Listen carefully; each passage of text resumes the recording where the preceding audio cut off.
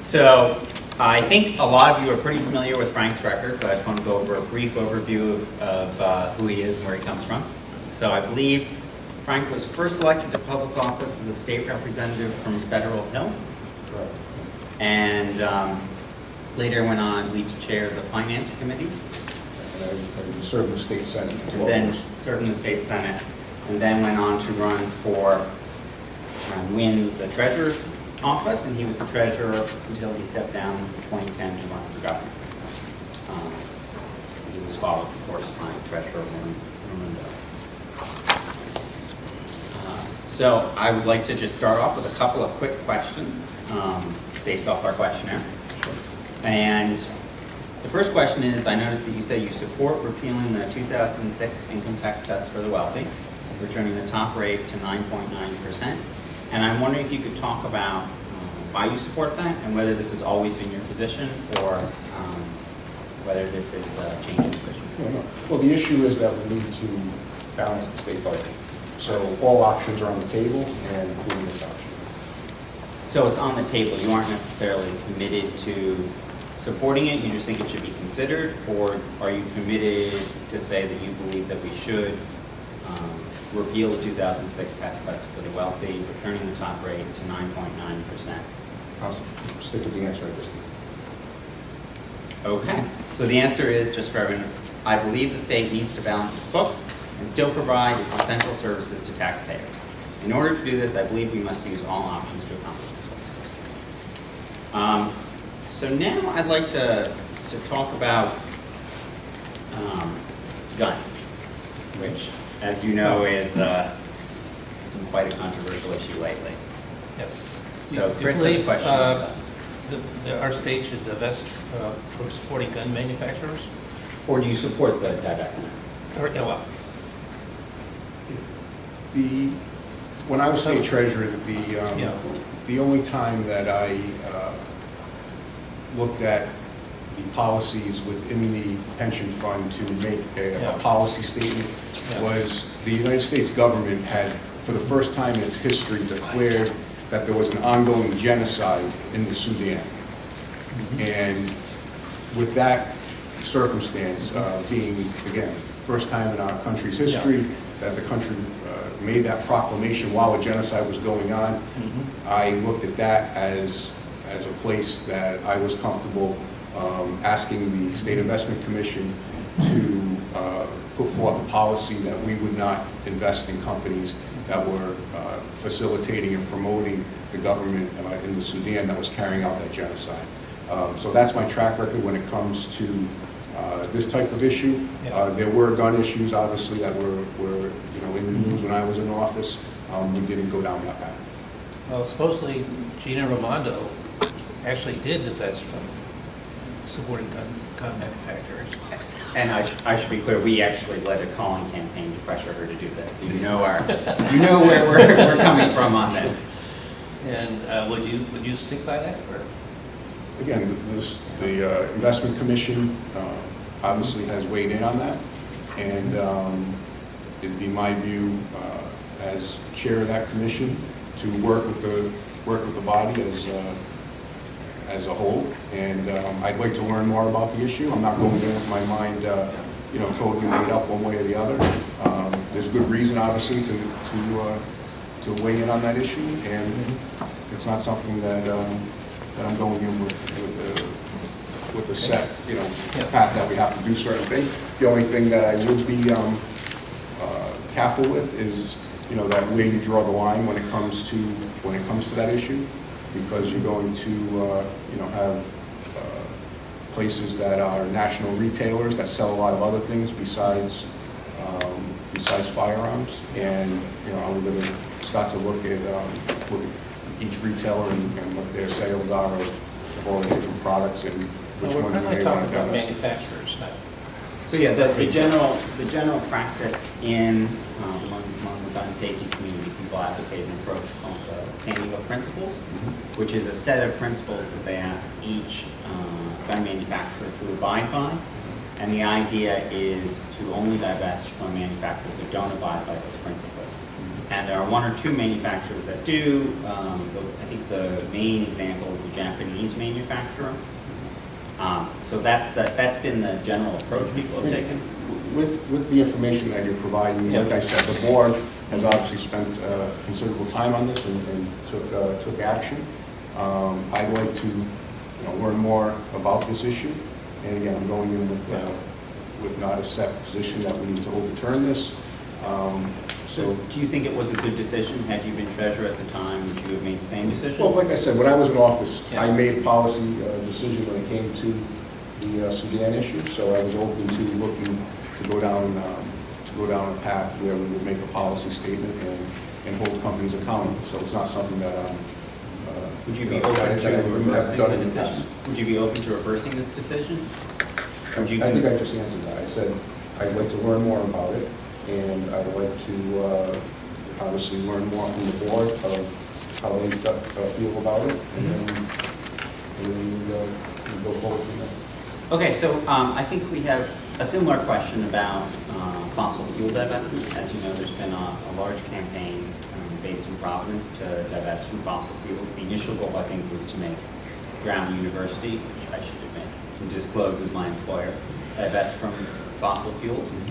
And later on, the councilman who represents most of the area where most of the Brown students live put a resolution in to have Providence divest from Providence, made a divestment from fossil fuels. And I'm wondering if you would support doing that at the state level. Again, I'd have to sit with people who know a lot more about why this is being considered. It's not something that I can sit there and say I know both sides of the issue. Okay. What about hedge funds? Yeah, so we're going to start, we have a bunch of questions about hedge funds. So one, the obvious question, I think, relates to the hedge fund fee, which in some ways is the big issue in the treasurer's I race. agree.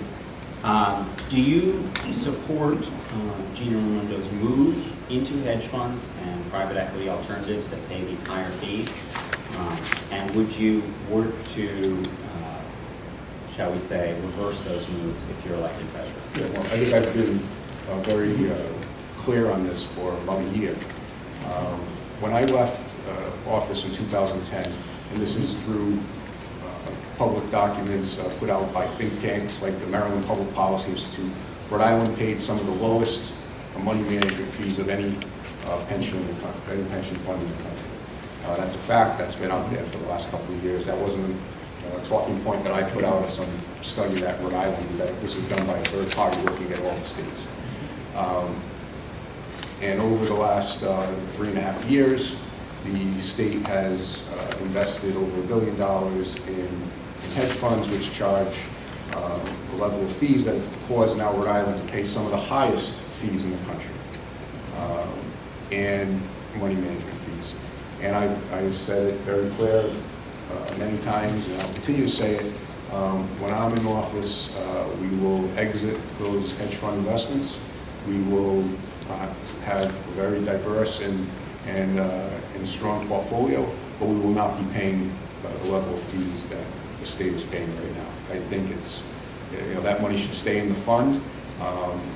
If you're paying, $60–70 million to hedge funds that you don't need to pay, I just listen to people like Warren Buffett, who has said, I'll put up a wager against any hedge fund, and over the long term, I'll outperform them investing in index funds versus whatever hedge fund strategy someone wants to employ, because the fees eat into the returns, and the markets will outperform that in the long term. If Gina got elected governor, would she be able to override you on that?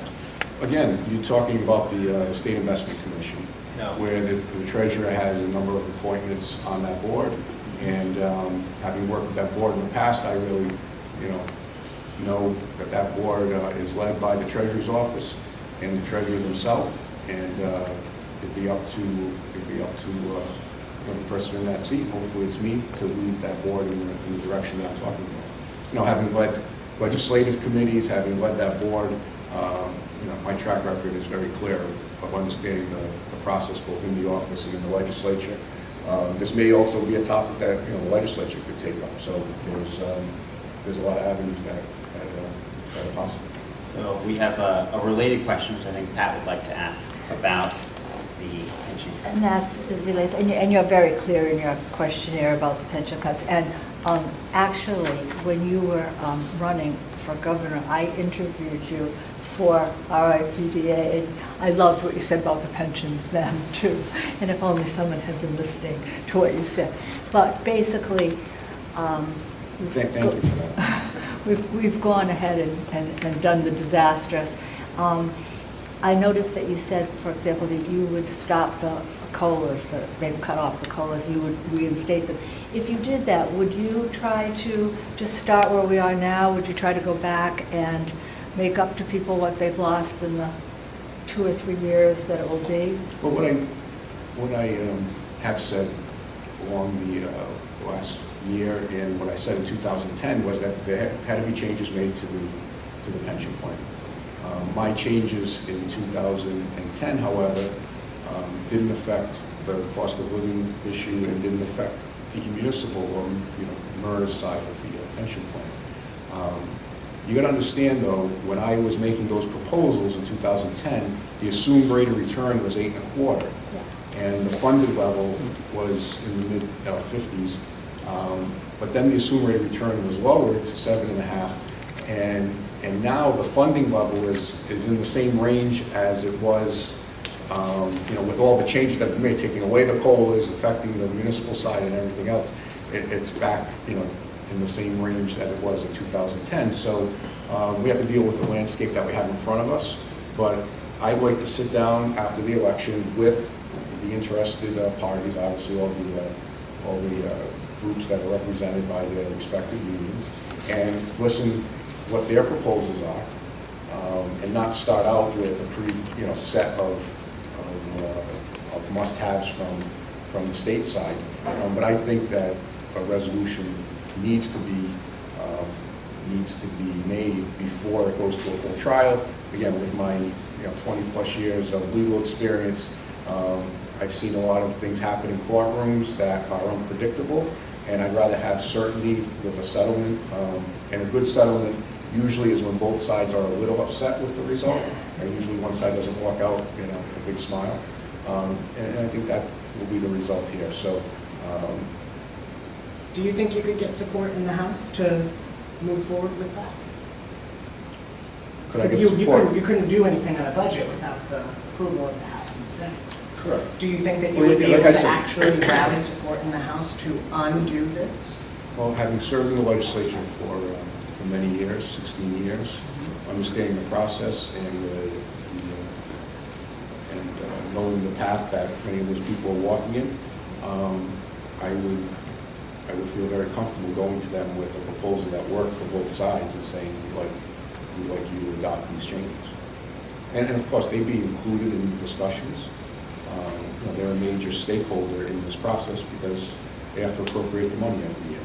And that brings up an important issue of who should be the next state treasurer and who this group hopefully would support. And that is, a state treasurer will only be as effective as the initiatives that the legislature can work with them on. You don't want to have too much confrontation with the legislature because they could start to flex their muscles and limit or change the activities that the treasurer may want to pursue. So you understand that balance. You work cooperatively for the best interests of the people. But again, it's a process I know well, people that I know and respect, and I look forward to getting back to work with them. If you will. So I think let's now talk about another controversial issue, which is education. Ed has some questions about education. Now, you say on your questionnaire that you oppose high-stakes testing and corporate-sponsored charter schools. Ed has a further question. What is your overall impression of the Education Commission? She is responsible for a lot of detention in the state teaching court. And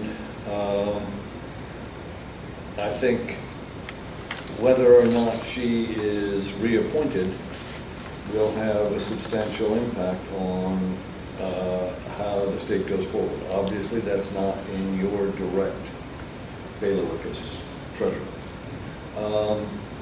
But do you have a general impression of her? My impression is what I hear from teachers, classroom teachers. And for the most part, I think they're looking for a change with the change of administration and all the new directors that most likely will be coming in. I think people expect there to be a new education commissioner also. From your lips to God's ear. Not God. I don't think God has anything to do with it. All right, to the governor's ear. I think that does me. Okay. So now I think I have a question that I believe we asked you in 2010 when we interviewed you for governor. And that question is about the right to choose. Now you say on your questionnaire that you support a woman's right to make her own healthcare decisions, and including her access to contraceptives and abortion. Now I'm wondering, one question that we asked you, remembering all the way back to 2010, was about the issue of contraception. And I'm wondering what you think about the recent Hobby Lobby decision in particular, and more generally what you think about the availability of contraception and the right of employers to deny insurance coverage of contraception. Yeah, I'm running for state treasurer. I'm more focused on getting the $80 million of hedge fund fees out of the pension fund. I am aware. And, this isn't something that I've, someone running for governor, obviously a more relevant topic. Right. So I really haven't given much thought to any of the things you just asked me, and I really want to just jump to an answer for you. I answered the question that you had in the questionnaire, and I'm in favor of women's right to choose, and that's... I think just part of the rationale for asking this is one of the things people notice is that people who run for the general officers are often candidates for higher office. And Something, I mean, you might be It familiar is. with this phenomenon. you may possibly. So one of the things we take into account here is whether we would like to see the candidate in higher office, possibly the governorship or the U.S. Senate or some other race seats that could be run from the treasurer's office. So Grant had a question. Oh, that was essentially it, was if you asked the question that I was going to ask. So I don't want to get you off your groove until you're done. All right. So one other, I think, interesting question, and I can stop now if anyone else wants to come in with any other questions people have. All right, so the question is about the issue of legalizing, taxing, and regulating marijuana, which is something that I think the Treasurer's Office might have some oversight role over in implementing in an administrative sense. So you say in your questionnaire that as other states such as Colorado and Washington mature the industry and their state revenues go up while law enforcement and prison costs go down, I believe Rhode Island should be ready to follow. So do you think we need to wait for a period of a few years, or would you support in the next legislative session passing Representative Jello's bill, possibly with some modifications, into law? My answer is clear in that we're early on into this phenomenon of states legalizing it. It looks like the experiences are moving in the direction where other states will feel the momentum and the comfort of having that track record. So I guess to use a baseball analogy, I think we're still in the early innings, but I guess the issue isn't one that I would move out as a possibility down the road with the right experience in other states. Okay, so your sense is that you're cautiously supportive, but you do want to wait another year or so to see how it plays out in other states? Correct. Okay. So another question, I think I'd like to return to the question of guns. You say you support a ban on assault weapons and high-capacity magazines. Now, your opponent has told me that when you were in the legislature, you had an A rating from the NRA. And my question is, A, is that correct? And B, have you ever received money from the NRA? And that in context, you should know that one of the things we did was we did this investigation into their finances, which led to significant fines. So, have you ever had any rating from the NRA, and have you ever received money from the NRA? Yeah, I'd have to go back and look at, like I said, 16 years in the General Assembly. I wouldn't rule out that at some point in time I received a donation, having been at certain leadership levels in the General Assembly. So, again, I don't have those facts. You know, okay. But you do support a ban on assault weapons and high-capacity magazines? Correct. So every politician we have is always saying, I gotta get the economy going again, and you gotta get people working, or let's revitalize the ports, let's repair the roads. What role do you think that the Treasurer's office can have within a stimulation of the economy in the right way? Is there any role at all that the Treasurer's office would play, or you would play, or? Yeah, most definitely. When I announced for the office, I laid out how we have an opportunity with the types of investments that the pension fund makes, with the right kind of money managers who will be active in the southeastern New England region, providing a necessary source of capital to small and medium-sized businesses. There are money managers that have a proven track record of putting their own money up and other investors' money, as well as obviously pension fund money, and making direct either loan or equity investments in local companies. When I was in office, I always looked at, with the Treasurer's office, I looked at local investment firms that would, do business here locally and make investments locally, and that would be one that we would obviously give a very hard look to because of the multiplier effect of that type of investment. So that's one. The other thing is that the legislature this year, with the Seconic toll issue, they've put in place a whole program now for road and infrastructure type of returns. I know, this issue is one that in the past, the state would borrow money to pay for most of those issues.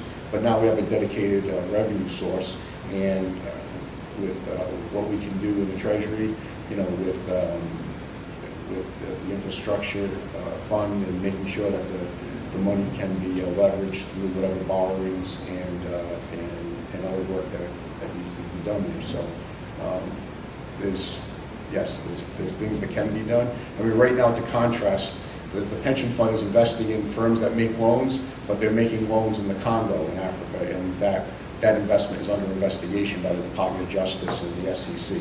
So, so that's the kind of economic development that we're getting out of the pension fund right now. Obviously none here in Rhode Island, so, yes. If we had an active movement to establish a Bank of Rhode Island, an actual state-owned bank, and so that we could basically, put our pension funds in there and leverage that to pay for a whole bunch of other things, would you support that or oppose it? And just for context here, I think this proposal is modeled off the Bank of North Dakota. Yeah, the thing that I'm more familiar with is if we had a locally owned bank, and preferably maybe a minority owned, locally owned bank, and then we had a legislative initiative and obviously Treasury involvement, where we would say that the state and cities and towns need to do a certain percent of business with banks like that are going to be active in the local community and obviously involved in areas that are underserved in banking. That would be something that I'd be very interested in. I had, when I was in office, discussions with people from the Indian tribe community, local Indian tribe, Narragansett, and we started to look at other models nationally that followed the Indian banking model. I would like to broaden that to all minority groups, and let's see what we could accomplish on that front. Be very creative, and we could be a leader in the country, and also obviously serve the underbanked communities, underbanked parts of our community.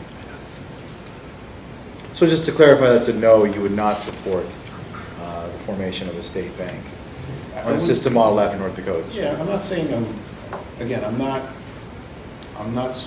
very familiar, I know that they have one, but I'm not very familiar with the mechanics of it and the oversight of it and the ownership and funding. So I'd like to learn more about it, but I can't sit here today and say I'd be ready to support it. Again, it's not something that's one of my initiatives, and I spent any material time on it. Thank you. So another question relates to, I think, your current race, which is public financing of elections. So currently, as you know, Rhode Island has a public financing system established and guaranteed by the Constitution. But it currently only applies to general officer races and only applies to the general. So none of the funds can be used in the primary, and as you know, Rhode Island is a heavily Democratic state, and in many instances, the Democratic primary is the real election.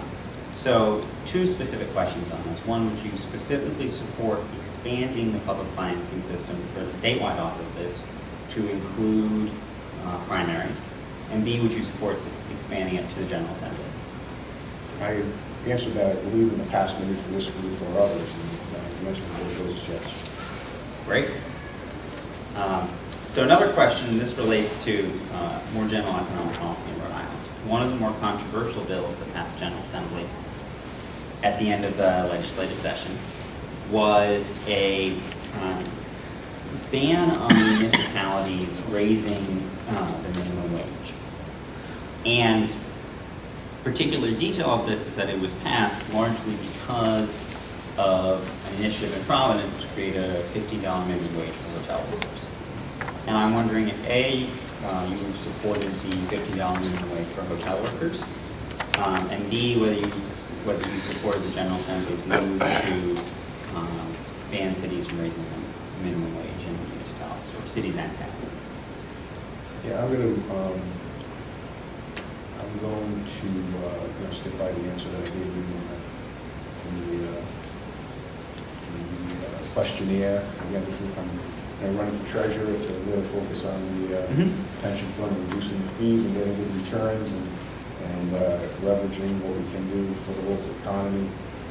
So this is happy to answer the question, but to be more involved in it, it's not something that's probably not. One of the best things we can do to leverage our economy is to put more money in people's pockets. And when you are the treasurer, kind of managing the state's funds and talking about finance in general, and couldn't you as treasurer be public about wanting Rhode Island to raise the minimum wage, even though you can't effectively change legislation, but you could use that office and that stage to say, we need to do this, and here is why I believe in this because. That just seems like it would be, to me, And carry weight. it would carry weight, sort of using the bully pulpit. Sure. Well, I'm familiar with using the bully pulpit, and in the legislature for many years, supported increases in the minimum wage. So, again, a topic that is an important topic. Local economy obviously is very important. I've made, I think, clear my priorities for the treasurer's office if elected, and that is $60, $70, $80 million of money going to hedge fund managers doesn't need to go there, and I'd like to focus on that in the treasurer's office, which is the direct role. These other topics are very important topics, and I've stated my position on them, and look forward to a better day in the future here in Rhode Island with the right leadership. Right. So another question we want to ask does actually relate to something the legislature has jurisdiction over, but it is very closely tied to the pension system. So one of the most important votes, I think, in the 2013 legislative session was the Article 5 vote. There was an article of the state budget that included a provision where money that was promised to go into the pension fund as a result of surplus tax collection had been redirected. And the General Assembly voted down that budget article, and then as a result, that money was later put back into the pension fund. And I'm wondering whether you would have supported the General Assembly's move to vote down that budget article, which is one of the few times in recent history when the party leadership has lost the vote on this law. I'm listening to the question. The law that's on the books for the excess returns to go into the pension fund is something that I'm very supportive of. And then obviously most of the pension fund is fully funded as possible. So I'm not really interested in seeing laws passed that override that, or seeing that change in the future.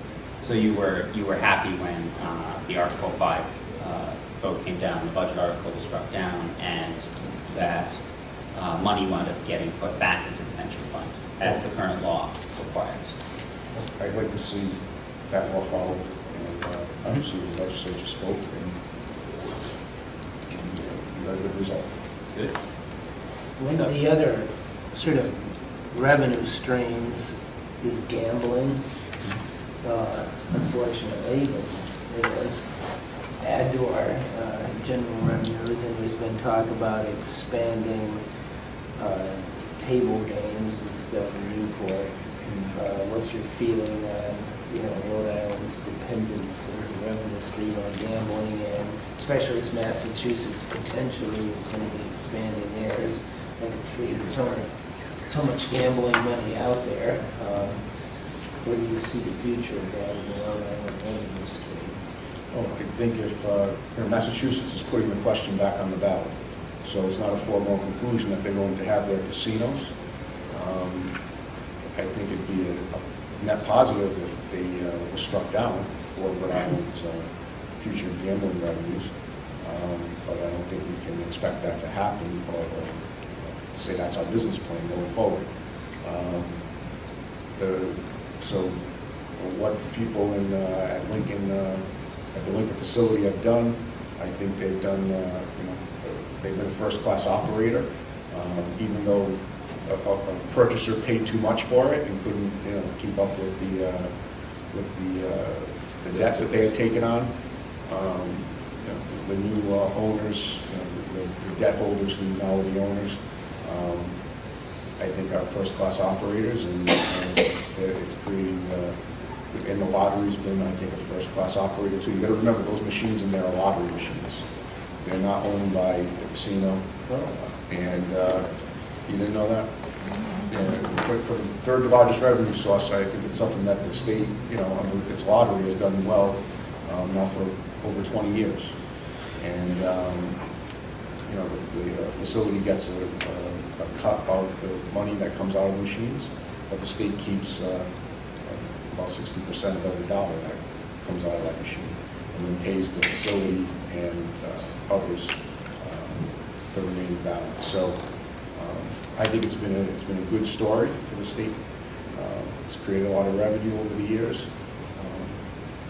And when you ask the Newport question, I'd be in favor of them being able to take the next step like Lincoln did, to try and make that facility a good operation for the medium and long term going forward. All right, so another question we'd like to ask is one of our big initiatives relates to single-payer healthcare, which Vermont is currently in the process of going forward with. So would you support a move like Vermont is currently undergoing to move towards a single-payer model in Rhode Island? And what role do you see the Treasury playing in helping implement that? Again, I look at this as more an executive office function from the governor's office and cabinet.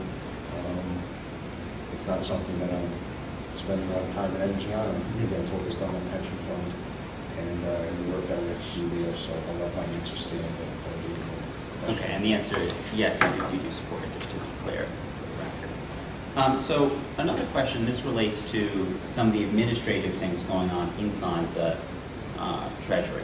So the treasurer has purview over these two administrations the Rhode Island Student Loan Authority, RISLA, and the Rhode Island Higher Education Authority, RIA. When you say it has what? There is a level of authority involved with these two entities. And RISLA, They have a board seat. they have a board seat, right? So there was a move under Treasurer Ramundo, I believe, to merge these two agencies, which was then stopped. I'm wondering what you think about that. Is that something you would support in the future, or do you have a view on that question, whether those agencies should be merged? I really don't have a view, not, having been to the board meetings and understanding what the current tension or forces that they're dealing with, business issues. So I'd like to learn more about what's going on there. But they will serve an important role. So I could see the thought behind keeping them as is. Yeah. So just to be clear, I think our specific concern relates to having an agency that sells student loans and advises on higher education payments, and an agency that is semi-independent and to some extent profits off student loans, that there's a conflict of interest by merging them. So, and I'm wondering if you have any broader thoughts on what can be done about the problem of student debt and what the Treasurer's Office can do related to the student debt crisis. Well, I think that gets to a bully pulpit type of issue. There's a lot of work going on coming out of Washington where most of that policy is going to be set. And having been involved in going down to Washington, testifying in front of Congress on issues when I was treasurer, that's not something that is a foreign concept to me. And I think when it comes to student loans, it'd be a place I'd like to get active and try to make some positive change. So Ted Nisi, in his Saturday Morning Post column, wrote at one point that you were running a campaign, I think, inspired by Elizabeth Warren populism. I don't remember the exact quote. And my two questions are, A, would you agree with that characterization? And B, one of Elizabeth Warren's main issues is the idea that the federal government is profiting off student loans. And I'm wondering if you have concerns about that within the Rhode Island Student Loan Authority, and whether as treasurer you would use your seat on the board to help influence a lower interest rate. The answer to both of the questions is yes. Are there any other questions that we have from the audience? I was just wondering what your feelings on payday loans are. That there's a big payday loan reform or getting rid of them, and I was wondering what you thought of them in general. I'd be in favor of people having good options to meet their credit needs and that they not be gouged. So I think we would like to move on to our final question, which is, unless we have other questions. Yeah, I had a few questions. Oh, okay, please. Yeah, I was just waiting. Oh, yes, no, please, go ahead. It's trying to be cool. Polite to a fault. Goodness. So, Mr. Caprio, one of the things that's been most galling to me personally about Ramondo's tenure as treasurer is her use of blind trusts to cover up what, as someone with some experience in financial services, I see them as utterly transparent and essentially fraudulent, if not in the legal definition, certainly by any other ethical or moral standard, ways of loopholing around the rules about double dealing and disclosure. Do you use blind trusts? Do you have a blind trust in which you have assets? To what degree do you feel that blind trusts are an impermissible ethical loophole as they're currently construed? Because essentially she's been able to use the legal fiction of a blind trust to avoid disclosure on what may well be double dealing by her office. I don't have a blind trust. I disclose all my investments on my state ethics filing, and Thank you. And my second question is, one criticism of your tenure as treasurer that I've heard multiple times is that largely you benefited from being just a conservative investor, as opposed to a conservative politically, but a conservative investor with a conservative investment philosophy. You benefited because throughout much of your tenure as treasurer, it just paid to be conservative, but at those times when it didn't pay to be conservative, it held you back. How would you respond to that criticism that you are perhaps too conservative in your investment philosophy, especially which, and for the record, I agree with you, you mentioned that they've lowered the assumed rate of return to, I think, a ridiculously low number to inflate or exaggerate the crisis. And you and I agree with you, suggest that it should be moved back up.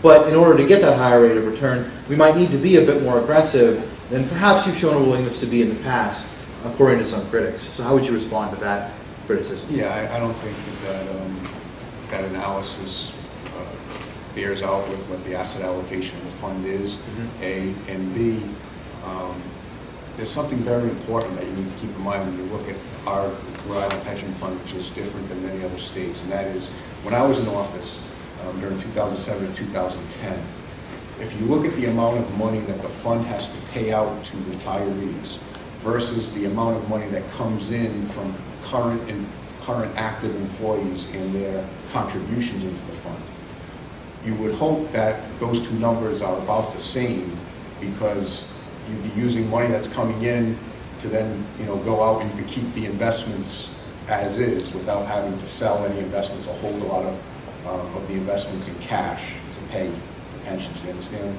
Yes. Follow what I'm saying? Unfortunately, that's not the case in Rhode Island. We have, when I was in office, an average of about 150 to 200 million a year that had to go out above what was coming in. So we needed to have a chunk of cash on hand at all times to make sure we could pay the pensions every month. Now, you may say, all right, well, 150, 200 million, that sounds like a workable number in a fund with $7 billion or so dollars in it. However, now, with the changes in the pension system, we now have even less money coming in because the employees are no longer paying in 8.5%, 9% of their pay. They're only paying a fraction of that. So right now, the pension fund is paying out $500 million a year more than it takes in from contributions. Yes. So the pension fund needs to stand ready to make sure to pay the pensions every month. Thus, you need to have cash on hand. And you need to be in investments that you can either, have them sit in cash, or that you're comfortable selling something that may not fluctuate as much as stocks and other types of investments may fluctuate. You don't want to be a distressed seller, is what I'm saying. Yes. So for someone to say that anybody that's running a pension fund that needs $500 million a year, definitely more than it takes in to pay the pension bills, to call them anything but prudent, as opposed to putting labels of aggressive, conservative, somewhere in between, I think isn't understanding or realizing, the realities of the Rhode Island pension system right now. Thank you. So, I have one more brief question. Oh, if I may. please. So, I'm sorry, we're running out of time, I'll shut up. No, we actually have plenty of time. Oh, good. We have until, 10 minutes. we have 10 minutes. So we do have a few more questions to go through, but. Well, I just have one more, and it's brief. At least my part will be. So, one of the things, I would have liked to see more detailed answers on a lot of these questions, and I don't question your word in these interviews, but a couple of times while Sam has been questioning you, you've answered, well, I don't have that firm of opinion on that. I don't feel it's very relevant to the position I'm running for.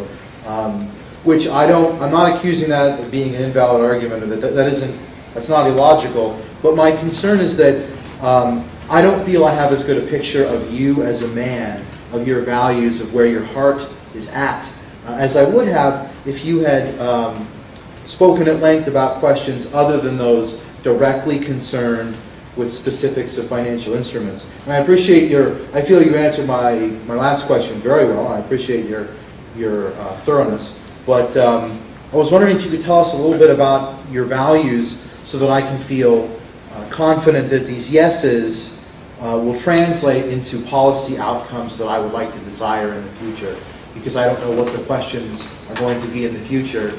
And I would hate to say in the future have a situation where, because I didn't understand you as well as I would have liked, you voted in a way that was consistent with your values but not mine. Does that make sense? Sure. Well, I'd answer your concerns with, I've been in public office and have a track record that goes back, over the last 20 plus years. And when it comes to issues, there's many, pages upon pages and votes upon votes, tens of thousands of votes, places that I've had to take positions. And, my record is there for anybody to look at. So I come to things with not as an open, not as a blank slate of like, where's this guy been and what might he do. I'll also tell you that, over those 20 plus years, I've obviously learned things along the way, and obviously, someone that takes my experiences and the knowledge that I gain, and then use that at the current time to make what I think is the right decision. So, so like most people, I think I'm someone who will use my experiences and use my knowledge and make a decision that will be best for the people here in Rhode Island. I've tried to do that over my career, and I'll continue to do that. All right, thank you, Mr. Caprio. So one of our ethics concerns that we have with Treasurer Raimondo is that she has broken her pledge not to accept contributions from money managers that do business with the pension fund. And I'm wondering if you'd be willing to make a similar pledge, and if you have, and whether you do take contributions from money managers who do business with the pension fund. Actually, there's Securities and Exchange Commission rules for most of the money managers that say they cannot donate to public officials. There's a contribution limit of $350. But then if they can vote in the state that the person running, there is a minimal amount that one could, again, from my experiences, been in the office in the past. But if you're saying that someone's accepting money that's contradicting those SEC rules, or No. So my understanding of the SEC rules is that they relate only to specific fund managers within a certain company, and it's a contribution limit of, and I don't quote me on that, I think it's $350. So Raimondo has said that she doesn't take any contributions from money managers who do any business with the pension fund, which is not true. And I'm wondering if you'd be willing to make a similar pledge. Yeah, I actually would like to see a law in Rhode Island like what Connecticut has, and this actually became law after some issues that arose in their treasurer's office in Connecticut. And what Connecticut has is a law that says any firm that does business with the state, whether it's a financial firm, legal firm, or anywhere in between, cannot contribute to anybody that runs for office. So you might want to look at that Connecticut law, and that may be something that you want to model after. We have to take ethics lessons from Connecticut. Constitution state. Connecticut has some great Truly, ethics we are living in the regulations. end times. So Lisa, did you have a question? I had a question, and it's, forgive me, I was late, but you may have touched on it, or I'm also ignorant, but I'm trying to understand. According to Tom Segura's, who respect deeply, there was no need for Treasurer to create such an urgency on the pension issue, that she used figures, I think, I'm trying to think back, that he said, because this is what's happening through ALEC and a lot of the ultra-right-wing groups, is that they're squeezing pension allocations in terms of their health, like with the post office workers. So whereas before it was amortized, I don't know if that's the word, over 75 years, and squeezed it into 25 years, which means a lot of pensions. By that squeezing, were considered to be insolvent when in fact they aren't, because workers didn't. Are you following what I'm saying? Sure. Do you understand? And this came up a little bit. Oh, it did, I'm sorry. But to answer it with the way you're discussing it is, when I was in office ending in 2010, the pension fund was funded at a certain level, was in the a 50+% level. And then in 2011, the assumed rate of return for the pension fund was lowered from 8.25 to 7.5, and thus the funding level went below 50%.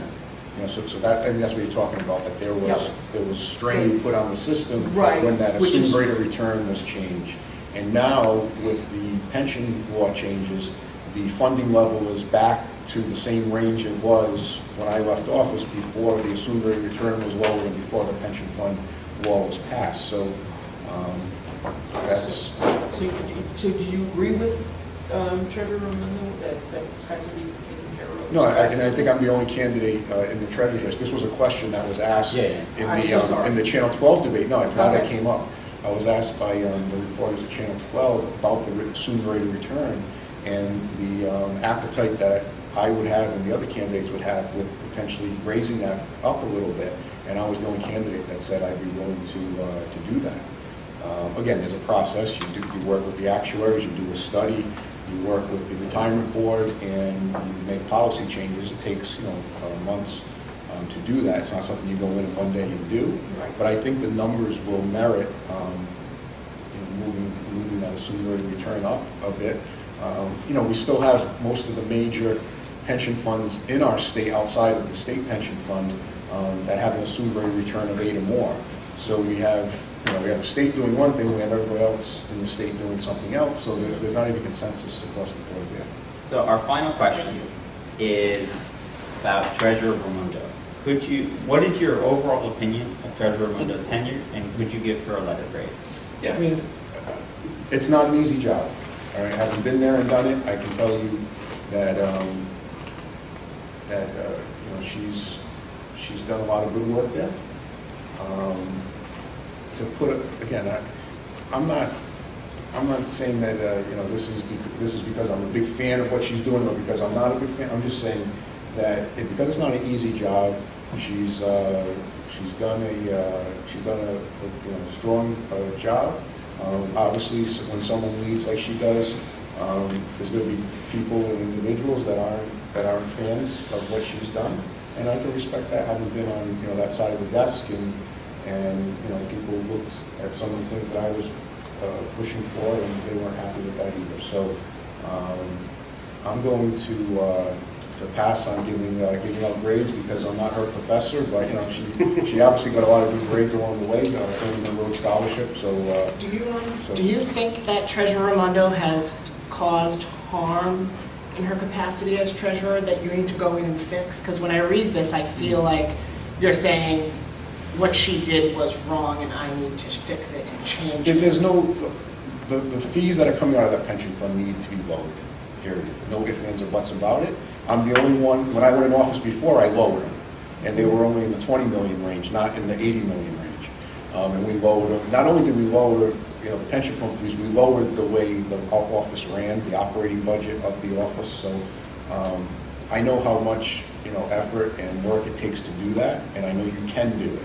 And I think this is an important fact for this group that cares deeply about this issue. My opponent has said that the way he'll lower fees is by shopping to invest in hedge funds with bigger states and try and get the fees that they get. First of all, I don't think we should rely on other states to figure out what hedge funds we should go into, because we shouldn't be in hedge funds. And secondly, we have a consultant. The state has a consultant that it hires and pays good money to already do that. That's why we hire a consultant, because that consultant represents a number of states and counties and cities and uses that platform to recommend investments. And it says to those money managers, it says, because I'm going to recommend you to all my clients, meaning Rhode Island and all these other states, you need to give us a very low fee, good fee. So for my opponent to give a talking point that he's going to, I guess he's going to allow that group to recommend hedge funds, and we're going to stay in hedge funds, but then we're going to go talk to other states and invest in the hedge funds they invested in, try and get a better deal. It doesn't make any, it just adds more fees and layers to and confusion to what is a very simple issue, and that is you get in office, you get all the hedge fund contracts in front of you, and you start one at a time. You call the head of the hedge fund, you say, hi, this is Frank Caprio, Treasurer of the State of Rhode Island. We're no longer interested in doing business with your hedge fund. Please redeem our shares as quickly as possible. I see in the contract that says we can get out of this in 30, 60, and 90 days. We're exercising that right. And thank you very much for doing business with Rhode Island. And then you go to the next one, and you call, and you say the same thing. You go to the next one. And each call that you're making, you save you millions upon millions upon millions of dollars. So my opponent is saying, no, we're not going to do that. We're going to start calling other states, and we're going to sit around a table with other states. We're going to say, let's figure out what hedge funds we can go to and try and negotiate a better deal. We already were supposed to get a better deal with our consultant, and now we're going to have consultants trying to cut deals. We're going to team up with it. It makes no sense because we're staying in hedge funds and paying fees, period. So, I look forward to respectfully asking for this group's endorsement. I know, these questions have been very good and detailed questions, and hopefully I gave you answers that you can fully consider with your endorsement process. Your endorsement would mean a lot to me, and again, like I said, for 20 plus years, I've sat in seats and made decisions for better or for worse, but I've made them, and when I say I'm on a certain side, that's withstood many battles over the years.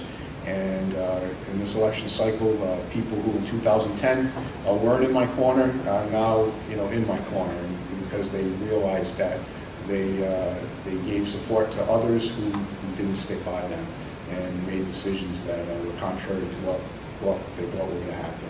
And they realized that I told them maybe not what they wanted to hear, but I told them what needed to be done, and I was very detailed in how I would do it. Other people told them what they wanted to hear, and then did the opposite, and it's caused a lot of issues in our state, and many of the questions around the table today dealt with those specific issues.